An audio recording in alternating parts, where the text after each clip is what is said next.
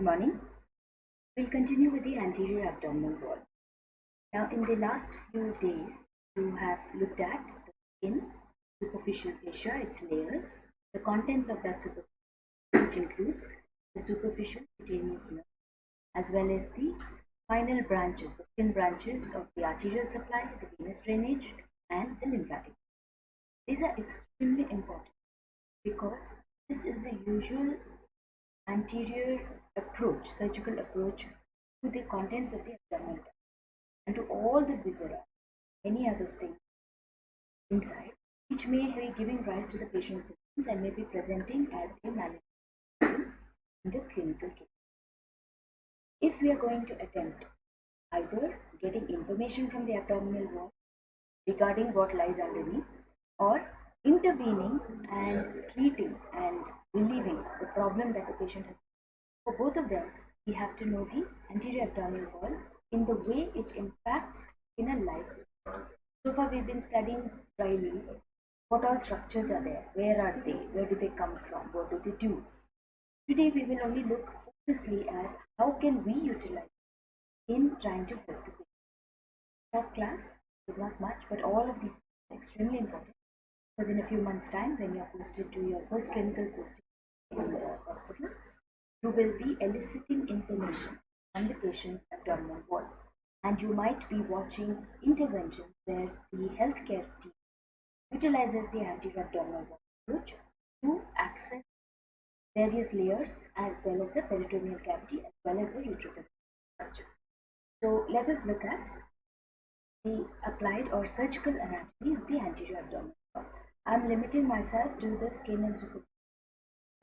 The peritoneum is another whole structure. Better that you learn about the peritoneum, the way it's laid out and what all it constitutes first before we do the applied anatomy of the deeper. So we will just stay with the anterior abdominal wall itself, that is the layer superficial.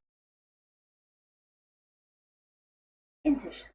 I'm jumping straight into how do we get into the abdominal cavity to be able to discuss. Before that, you need to remember, keep in your mind, that we had 9 quadrants of the abdomen, and we said these 2 imaginary vertical planes and 2 imaginary horizontal planes give us these 9 regions which have certain viscera deep to them. And if we have a patient complaint or a patient sign, which means something we make out from the patient, from observing, from palpating, from percussing, and from auscultating. Those organs which are in each of those 9 are likely to be the cause for that patient's symptom. Symptom is what the patient comes and complains with, and sign is what you find out from examination physically. So, an incision is the last thing we will do. Well before that, first we will look at this entire anterior abdominal wall. We know that there is a zippy, there is a costal, there is a whole anterior soft meaning unsupported by bone, abdominal wall. Then you have the inguinal creases. You can feel the anterior superior style, you can feel the pubic tubercle and this will be overlapped by the external genitalia, the mons pubis. This area between the umbilicus and pubic area will have a softer, flabbier abdominal wall, less supported by muscle. Above, the upper half, upper 3/5, usually has a stronger musculature, and therefore problems in the upper half need to be interpreted through the thickness of the muscle as well as the 3 layers of the anterior. You have already studied the musculature. So when we are doing an incision, we are cutting through or trying to access with minimum damage to the bone and minimum damage after the whole operation. Both things have to be. When you're going in, it shouldn't be bleeding all of this. Then after we come out and start, we shouldn't leave areas of weakness or any what shall we say, morbidity or any scope for morbidity after we finish. For this, we have to know the anatomy of each of whatever is happening in it. I will not go into anatomy now. Let's look at how we utilize. When we give a midline incision, and one we do, means it's in the line between the city with the umbilicus almost in the You could give a midline incision above or a midline incision below. Classically, imagine a nice huge long midline, total, most from epigastrium right up to the suprachoroidal.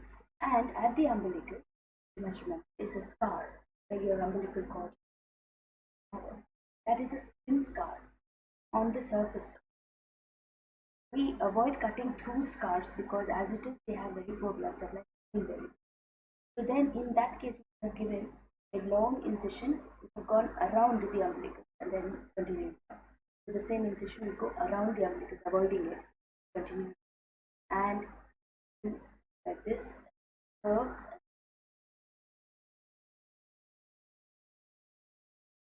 and then we go around and down. You are able to open up completely from top to bottom the middle 3 quadrants, right?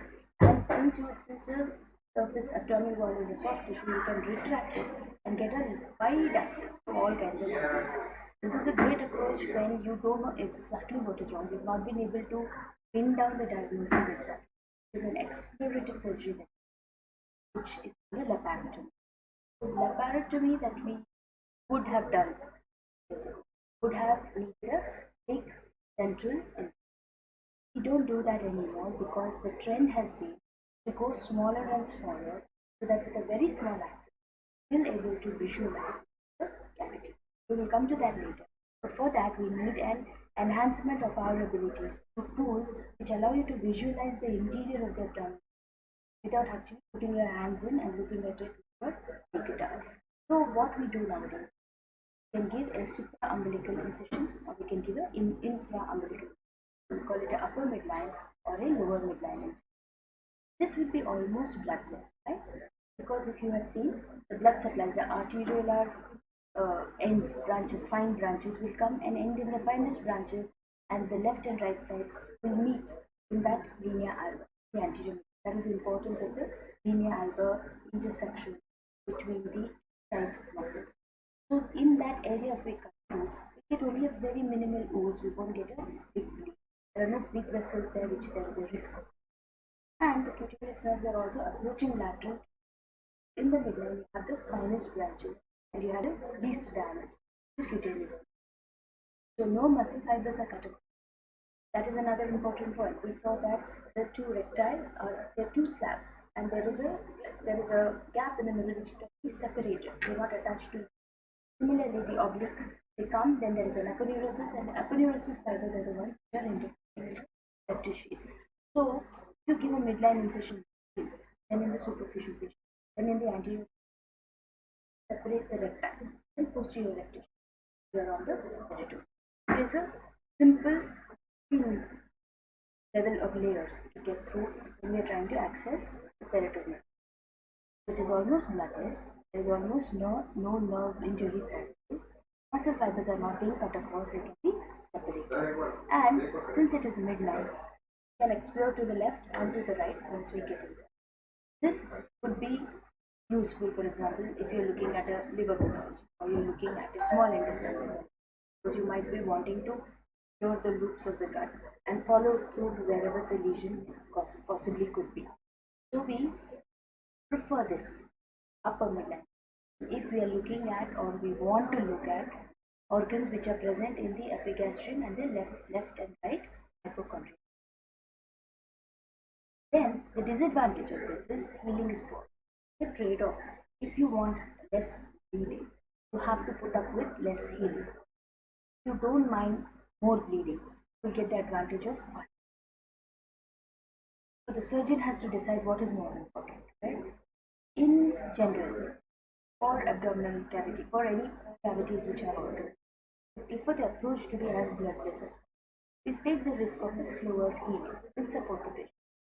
The disadvantage is the healing is poor, and the long disadvantage, immediately post-op healing will be little slow, but later, much later, because the healing has been slow and poor, the fibers which will reconnect, recover the area which you have gone through, will not cover it as strongly as it was before you cut. So that poorer healing becomes a potential weak point of the anterior. And if there is an intra-abdominal pressure raise for any reason after the surgery, some months after, or immediately a few weeks after this, if the patient has a coughing, constipation, patient is a smoker who will cough post-op, or patient has becomes pregnant and you have a stretching of the anterior. In this surgical access in your midline incision becomes a weak where an incisional hernia takes place. Now you might have already been taught what is a hernia. Is an abnormal protrusion of a viscous or an intra-cavity content to a natural aperture of the body or an area of weakness of the body. So this would be an area. There's no natural aperture here. You created by doing the surgery. So after you finish with this, it may remain as a weak point. This is the one disadvantage that a surgeon has to take as a by the way, it's part of the package of, because you're saving the patient's life, you're dealing with something much more acute, and you are willing to take the small risk. Plus, of course, you will teach the patient how to live after the surgery.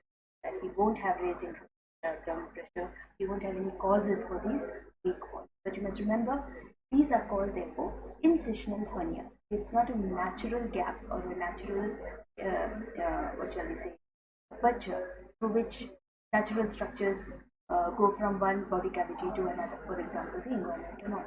This is an incisional because it is only possible after an incision has been somewhere, either in the abdominal wall, thoracic wall, anywhere. An infraumbilical incision would be this one, we call it lower midline, because there is closer approximation of the both legs, and there is therefore protection against a ventral incision. We saw the whole rectus abdominis, so the basis of that is utilized in the planning of how to get into the abdominal wall without leaving too much of weakness or too much of vulnerability post-op. A paramedian, para means parallel to, so a paramedian incision would be not exactly the line but somewhere on the side. So this one would be a paramedian incision. Paramedian. This is sounder, meaning stronger. It is a more logical approach. If you remember, this was a rectus sheath. This is a TS, a transverse section diagonal anterior. This is the rectus muscle with the dots. This green one is a rectus sheath, which was being formed by internal oblique, and transversus abdominis. And the anterior wall was being contributed by the top two muscles. Posterior wall was being contributed by the bottom two muscles, and you had the posterior and anterior sheaths. You had the vascular plane where the arteries, veins, and nerves are lying between the second and third layers of the muscular abdomen. And they come in, they penetrate the sheath, they get behind the rectus, penetrate it, and supply it, and then penetrate both the sheath and all, come out, and this remaining is the cutaneous branch of that subcostal nerve or abdominal wall nerve, and it will supply the skin on the outside. Now, why we use a paramedian incision? You're totally out of the territory of these branches. You're not going in the middle. If a midline incision would have been here, so that going almost at the edge of the rectus and cutting it. The damage to cutaneous nerves is almost minimal or nil. Even the vasculature, though there will be vessels flowing through here, you will have less vulnerability to cut through them. So the anterior wall of the rectus sheath is exposed. When we do a paramedian incision after the skin and superficial, what you will see is the anterior wall of the rectus sheath, and it is incised 1 inch or 2.5 centimeters lateral and parallel to the freed from the tendinous. Then there will be the muscle itself. You move it out, you retract it laterally with its nerve supply intact. You don't have to cut through any cutaneous or any muscular. And then the posterior wall of the sheath. So try to visualize, cut through the anterior abdominal wall, with superficial fascia, with anterior rectus sheath. With that, you retract the muscle.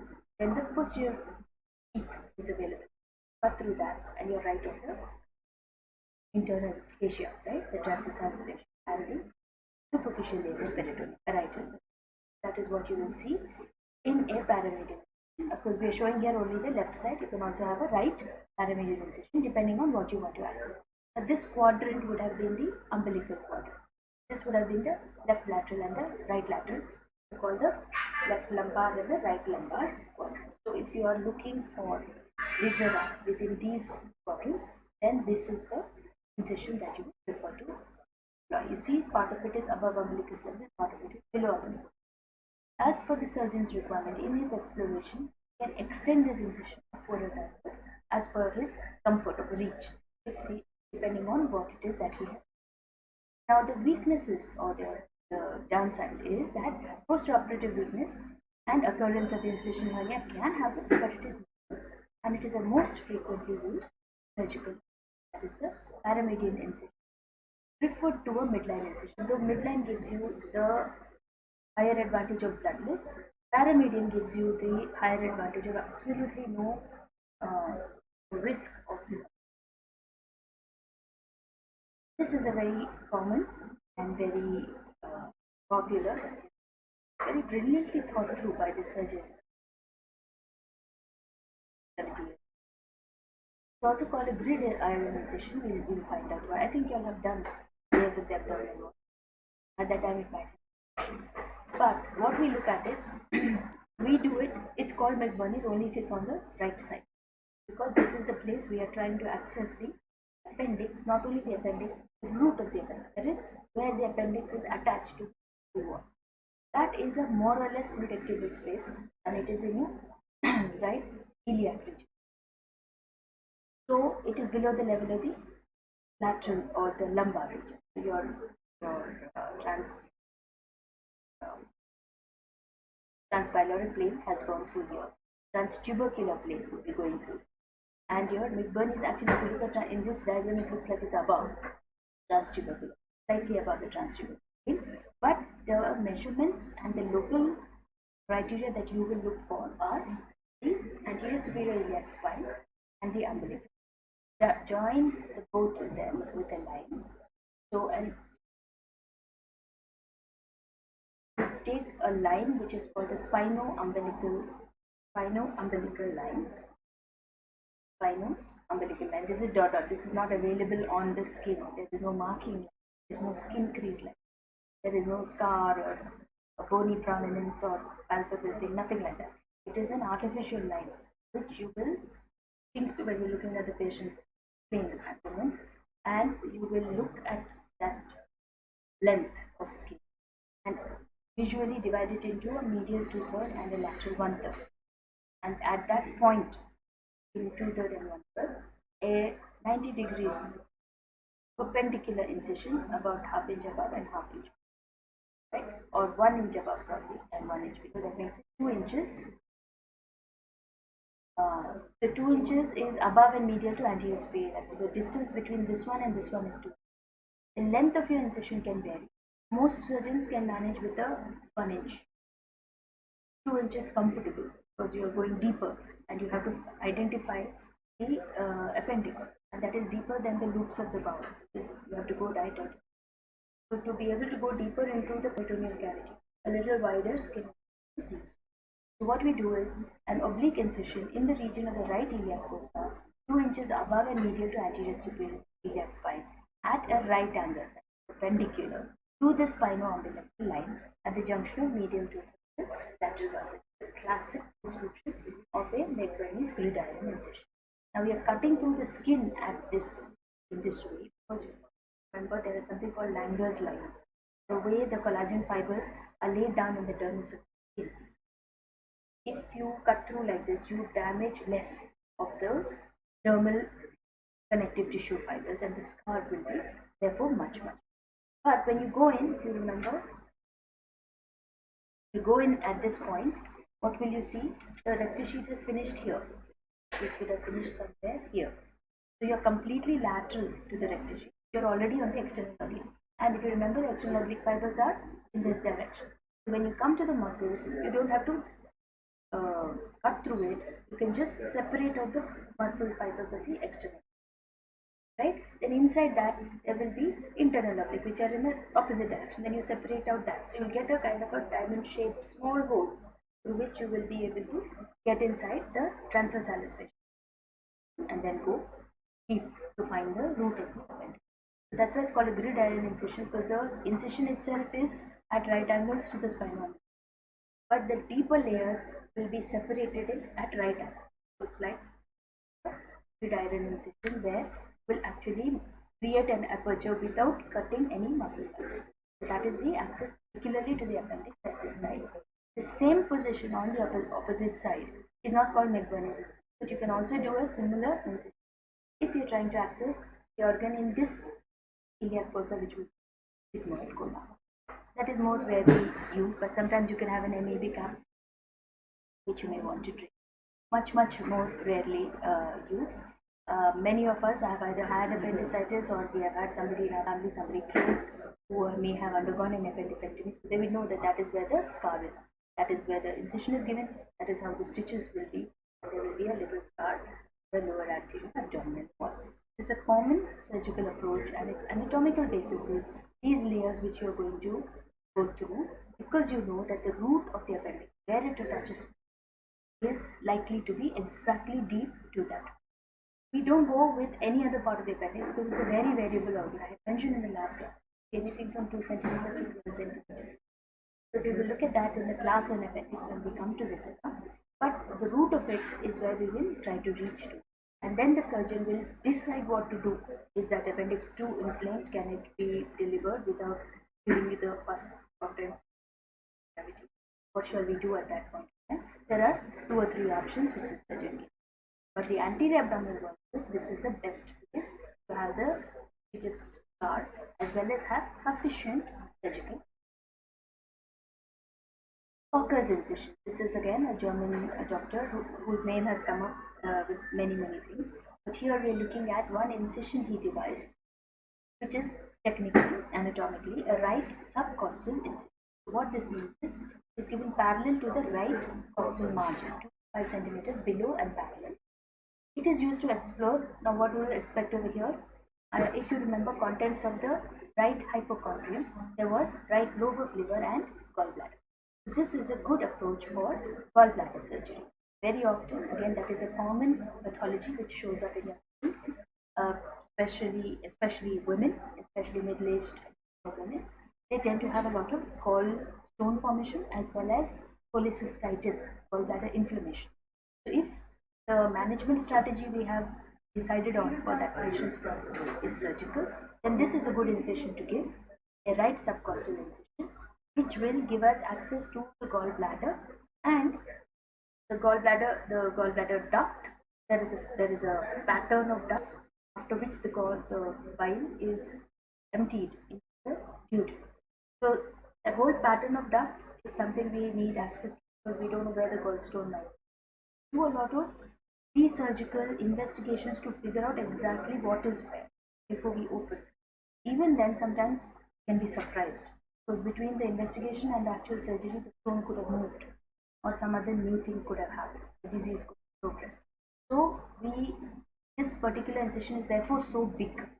Otherwise, the gallbladder is at the level where the 9th costal cartilage is being cut. You remember? We said the transpyloric cuts the costal margins at the 9th costal cartilage, and that is where the fundus of the gallbladder is usually located at the inferior margin of the right lobe of the liver. So almost the gallbladder is under the costal margin. It is touching the anterior abdomen. Only the fundus, the white bottom part of the gallbladder, can almost touch the anterior abdominal wall, and sometimes if it is an inflamed gallbladder is touching the parietal peritoneum, that gives pain also. So that is almost a midpoint above which and below which we are extending this right subcostal, so that we can explore amongst the ducts as well as among the arterial supply. Because if you are going to deliver the gallbladder, if you go to a cholecystectomy, take it out, you will have to tie up the ducts and the arterial supply and then take out the organ. We must know the cystic artery branch of what, where can it be. All of that is easier to be accessed if you do this kind of thing. This is obviously across, in the sense in the skin also it is neither vertical nor following Langer's lines, it is contrary to. We're taking that risk because we want good access. For that, it can sometimes be decreased. You get a small aperture to try to explore several structures, and you have very little space to manipulate and do tying and healing and contouring. So, a larger incision will give you wider.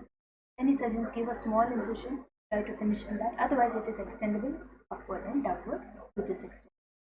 Focus incision. Important approach because it's a very frequent. Transverse incision. We mostly don't do transverse incisions because they leave bad scars. Or as possible we do. But in obstetrics and gynecology, when there is a big pregnant uterus, we're trying to do a transabdominal delivery of the live fetus, the live child, which is called a cesarean section. Then between the umbilicus and the symphysis, so the huge uterus will be pushing out the anterior abdominal, greatly thin. There we might want to give a transverse incision, but that allows us to deliver the head of the baby very comfortably. Usually the head of the baby will be here, and it will be not able to get into the pelvis and be born naturally, which is why we want to be able to deliver it. So this transverse incision is a good way to deliver. Now this in the lower part of the abdomen with a slight concavity up. It parallels the lines we had talked about, the lines of Venous last class. So 2 centimeters below the umbilicus along the skin, right? Paralleling the so-called line of Venous, which again is Langer's lines, the dermal lines connected pattern, the laying down of connective tissue, collagen fibers. This is useful for exploring the pelvic organs deeper, which may be growing out of the pelvis, such as growing out meaning which may be increasing in size because of something, let's say urinary bladder or uterus, which I related to the uterus on the sides of the pelvic wall, deep on this side and that side would be the ovaries, but they may also grow into a tumor or a cyst. This incision would allow us to put a hand in and explore right side or left side, including the adnexia. These are called adnexia. Uterus is the one which is usually accessed in a OBG surgery, but the ovaries are also frequently given a problem, and it's the fallopian tube and ovary called an adnexa. So approaching adnexa via a transverse in the lower part of the abdomen is a common approach. If it has already been diagnosed and if it is accessible transvaginally, many OBG surgeons prefer to do a transvaginal approach, so there is absolutely no need to disturb the anterior. It's all said and done. One thing you must remember, if you are trying to get into peritoneal cavity, the possibility of soilage is high. You are introducing foreign material, gloved hands and instruments, and swabs, pottery, instruments. More than that, one area which may have loculated itself off naturally, because you are opening it out, so the entire peritoneal fluid can be contaminated. So again, it's a trade-off. You have to decide whether that risk is worth it to acutely solve the patient's problem, and then we'll do a peritoneal toilet to wash it out with clean solution and give some antibiotic coverage. As far as possible, if we can approach it some other way, we try to do. So the modern trend is for pelvic organ surgeries, if you can approach transreptally or transurethral with through instruments called endoscopes. But if we can't, then of course this is a comfortable and wide-based access for any organs which could be pelvic, which we cannot make an incision in the pelvis because we only have the anterior abdominal wall. We get in through the lowest part of the anterior abdomen and can reach down into the whatever, including introduction of a longer instrument to be able to access. We'll come to. So these are the 5 incisions, common incisions, which we utilize for accessing various organs in the 9 quadrants. The newer approaches, which I have already mentioned, the surgical technique has become more sophisticated, but more importantly, the instrumentation has improved vastly. So we can offer what is called minimally invasive keyhole surgery. Most often, it will require a long instrument which you can introduce through that keyhole and through which you can visualize the whole internal abdominal cavity. Otherwise, if we didn't have it, we would have to make the incision large enough to be able to visualize what it is that we want. Now that this camera holding instrument, the laparoscope, has decades, it has opened up a huge vista of possibilities. So there's a camera, there's a light source, so that it's like you're shining a light to the abdominal cavity, but you're looking at it only through this instrument. And that, since it's a camera attachment, can be shown on the screen. So on the screen, you can see what it is that is happening inside the abdominal cavity, and you can use another port, another small incision, another place. On the other hand, you can manipulate whatever you need to manipulate inside the abdominal cavity. So one instrument is for visualization, the other one is for action. It actually requires a lot of training. And these operating tools have to be practiced a lot before you put them into operation. So usually we need, because we're doing small ones, you need one main for the laparoscope, you need at least one more for doing any operations, right? And maybe a third one to introduce any fluids for washing out, or for another tool or another instrument to go in. So two-port surgeries are pretty common. For example, cholecystectomy, we can deliver an entire gallbladder through a 3-port laparoscope. So these are small incisions, hardly 1 inch, maybe 1 to 2 centimeters is less than 1 inch. Small incision, just enough for the instrument to go through. The rest is done through visualization on the camera and through manipulation of the instrument via small ports. So the location of these port sites will depend on which organ it is that you are trying to do. The next step has been, your generation will be probably robotic systems. You see them in all these TV serials, wherever they have these hospital-based or medical-based sort of robot-assisted surgery. So this has become popular and become very successful, very standard for operations on the prostate gland, on the gallbladder, and also other organs. The newest thing is, instead of going for 2 ports and 3 ports, in the single 1 port of entry, there will be the instrument also, there will be the visualization also, there will be lavage also, whatever is required will be done through that one. So the instrument has become so sophisticated. And so it's a single site laparoendoscopic surgery. This usually utilizes the umbilicus, which is a well located site, though it is a scar, and we usually prefer not to cut through. The umbilicus is utilized as the single site entry for laparoendoscopic approach. To be able to visualize anything, you must remember the peritoneal cavity with the peritoneal fluid is only a potential space, because the loops of intestine and everything are occupying every possible millimeter available within the abdomen. So to create a separation between the contents and the cavity itself, fill up the cavity with, so that it will allow you to visualize without things touching upon and rubbing on each other in the camera. So usually we insufflate the abdominal cavity with a neutral gas, mostly carbon dioxide. So you utilize one of these port sites to insufflate the abdomen, and that will allow you to visualize better, and then to locate the area which you want to go through. You will be able to see its outer surface. That means it's serosa, right? So if you have a loop of intestine, you'll be looking at it from the outside. You'll be able to look at its mesentery. You'll be able to see blood supply. You'll be able to see any other things crossing it, or the relations. We won't talk about specifics now because you don't know anything about what is inside the cavity. Right? But the point to remember is that we will have to distend the cavity with a neutral gas to be able to get a better visualization for an endoscopic or laparoscopic approach into the abdominal cavity. So this is what we've got so far.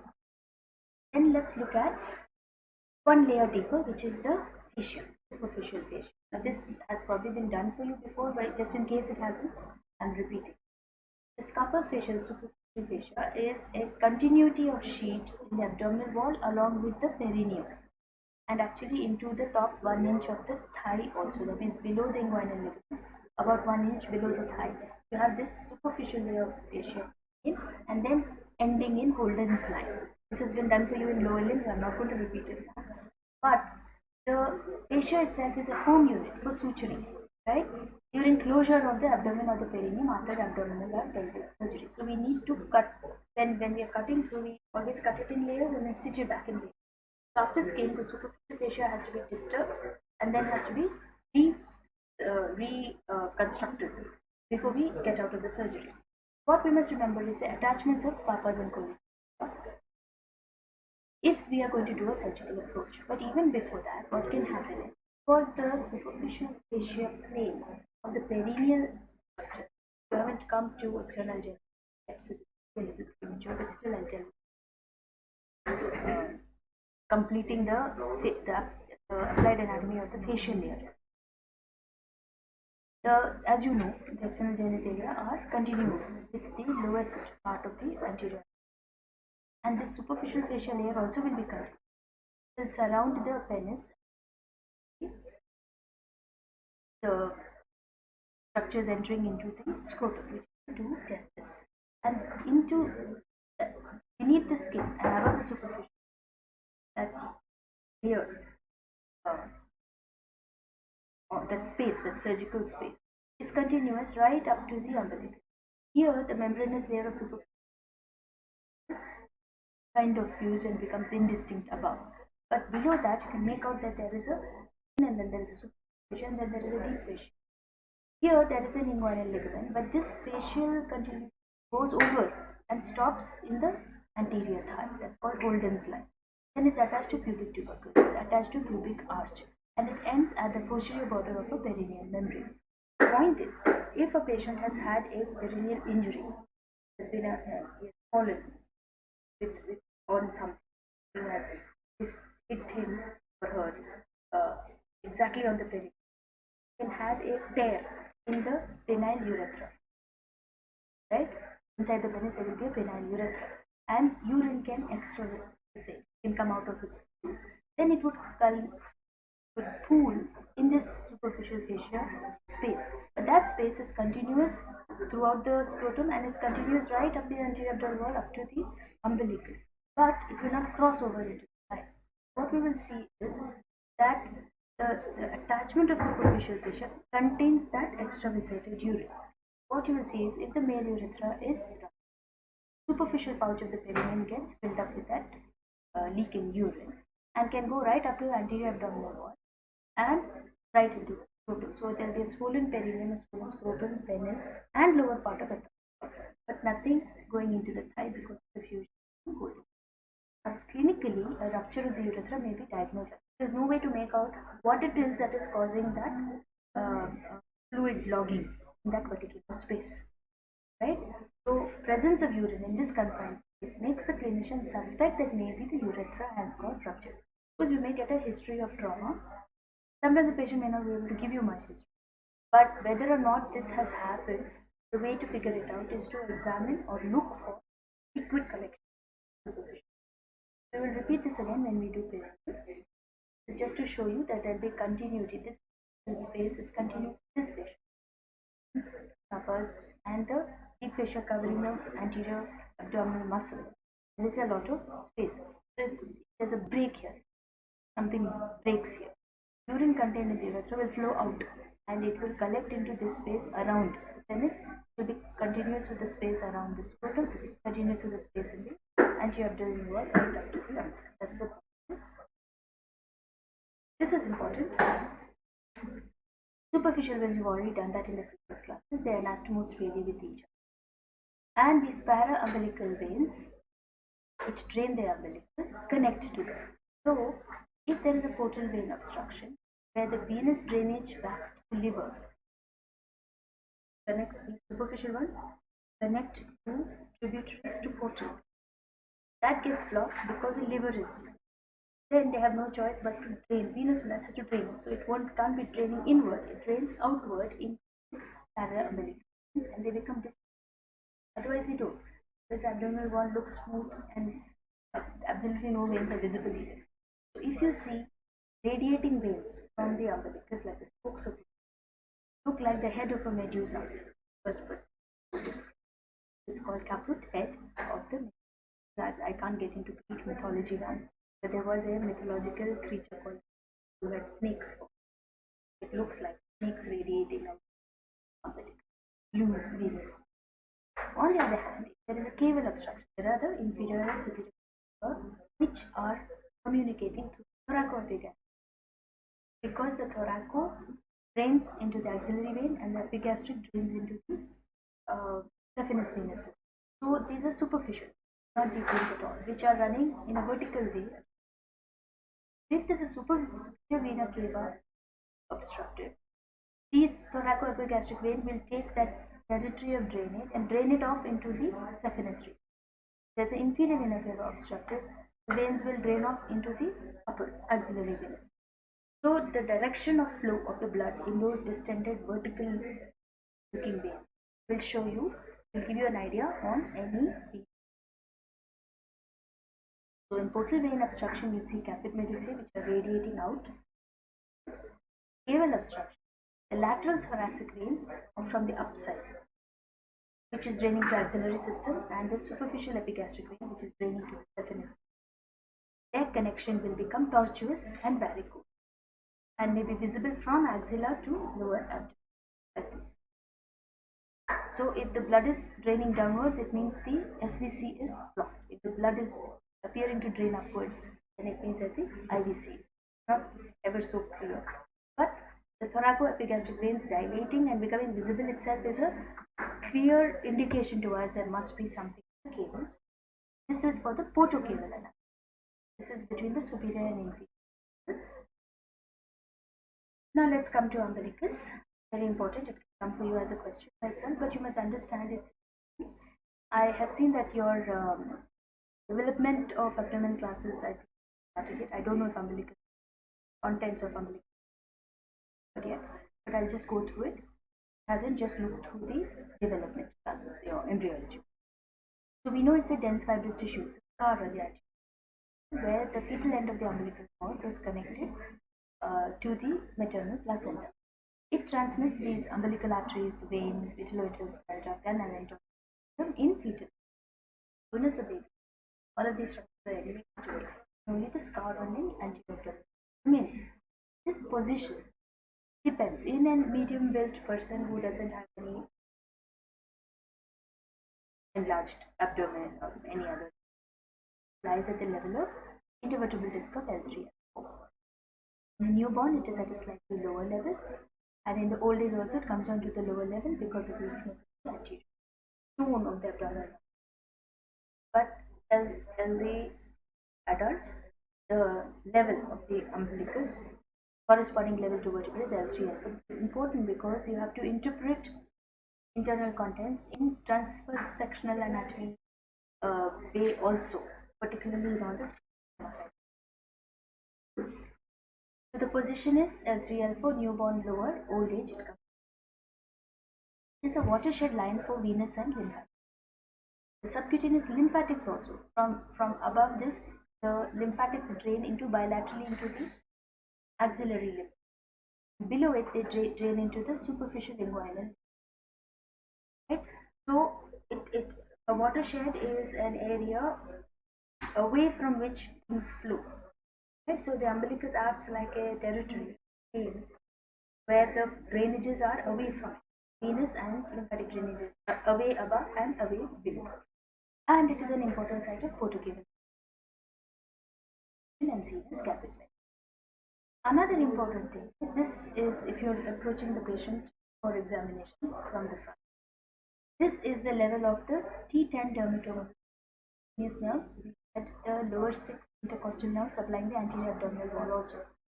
T6 would have come and crossed the costal margin and supplied this much of abdominal skin also. Then T7, then T9, and T10 is where the level of the umbilical will be high.